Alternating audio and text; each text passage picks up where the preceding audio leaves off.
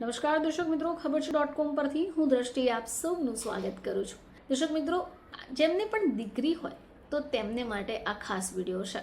આ વિડીયો જો તમે એકવાર જોઈ લેશો તો ચોક્કસપણે તમને ફાયદો થઈ શકે છે. તો આજે આપણે એક એવી સ્કીમ વિશે વાત કરવાના છે કે જે સ્કીમ બાદ તમને ફાયદો થશે. તમારી દીકરીના લગ્ન બાદ સરકાર તમારા ખાતામાં પૈસા ટ્રાન્સફર કરશે. જો તમારે આ સ્કીમનો ફાયદો ઉઠાવવો હોય તો ફક્ત એક જ ફોર્મ ભરવાની જરૂર છે. ચાલો જાણીએ કે આ કઈ સ્કીમ છે.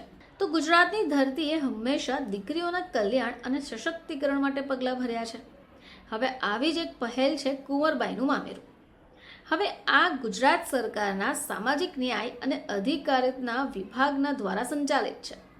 હવે આ જે યોજના છે આર્થિક રીતે નબળા પરિવારની દીકરીઓને તેમના લગ્ન પ્રસંગે નાણાકીય સહાય પૂરી પાડવાની છે. તો ચાલો હવે જાણીએ કે આ કુંવરબાઈનું મામેરું યોજના શું છે.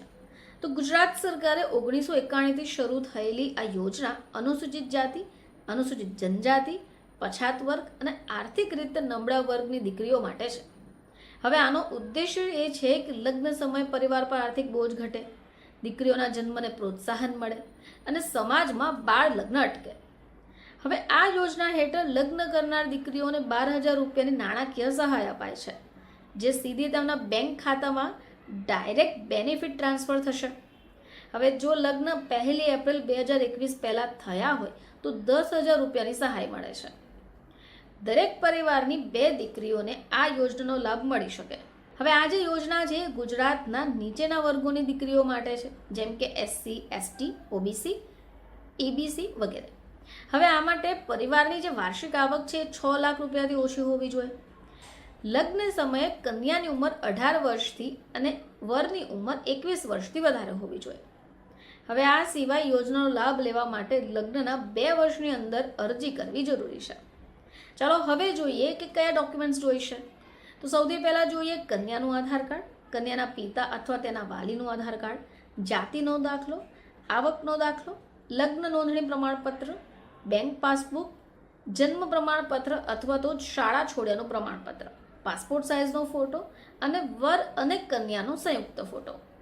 જો તમે ઈચ્છો તો તમે ઓનલાઈન અરજી પણ કરી શકો. હવે આ જે યોજના છે એ માટે અરજી સમાજ કલ્યાણ પોર્ટલ દ્વારા ઓનલાઈન કરવાની હોય છે.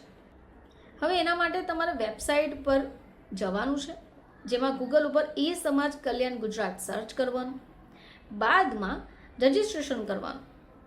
હવે એને માટે તમને ઈમેલ આઈડી અને પાસવર્ડ પણ મળશે. રજિસ્ટ્રેશન થઈ જાય એટલે સિટીઝન લોગિન પર ક્લિક કરીને લોગિન કરવાનું અને કુંવરબાઈનું મામેરું યોજનાને વિકલ્પને પસંદ કરવાનું.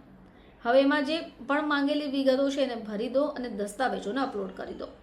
ફોર્મને સબમિટ કરી દો.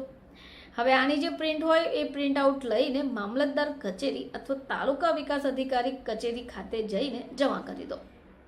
તો દર્શક મિત્રો, આ એક એવી સ્કીમ છે જે બાદમાં તમને અથવા તમારી દીકરીને ફાયદો થઈ શકે.